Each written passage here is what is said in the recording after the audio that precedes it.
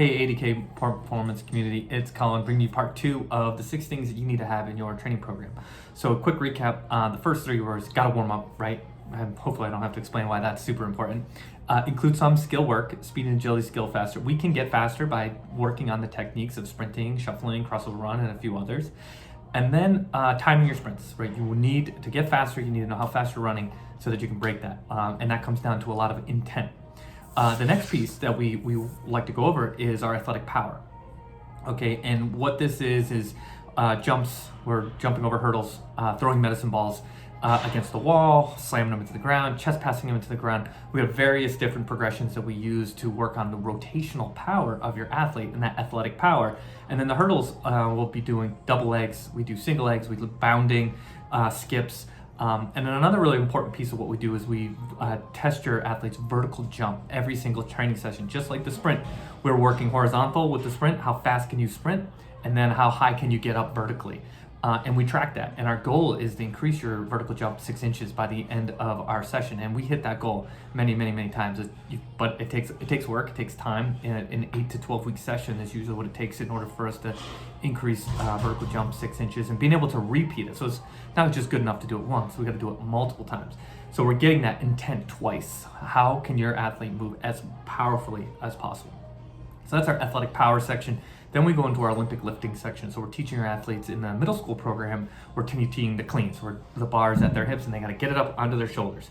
And what we really like that is it's learning how to be athletic with around an object.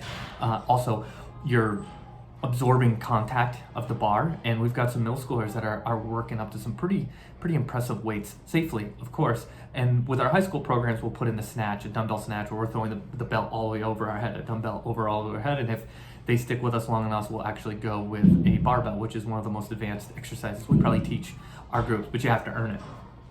So it's really important to learn how to absorb that contact as well. So for you, collision and contact sports, soccer, lacrosse, football, etc. Then finally, we finish off in our strength section. We typically have 2 circuits of strength. One is going to be focusing on, maybe we call it like bilateral lifts, or deadlift, or our big lifts, front squatting, deadlifting. And we've used a lot of the single leg versions now, because it's just a more important need to have really strong legs, but also stable legs. And most of your sports are being played on a single leg as we're running, sprinting, cutting.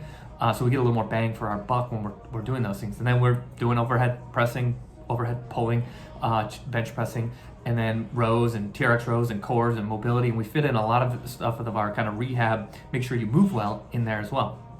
And that is a 60-minute training program. And you're probably wondering, where's the conditioning? Well, a lot of our athletes don't necessarily need the conditioning. They need to get stronger, they need to get more powerful, and that's going to make them more conditioned on the field.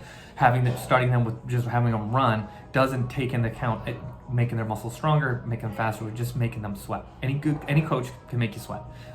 It's really can be hard to make an athlete get faster, jump higher, and dominate on the field the way we want them to. So there you go. That is part 2. I hope you enjoyed this quick rundown of how we program for your athletes. If you have questions, let me know, and we'll see you around the turf.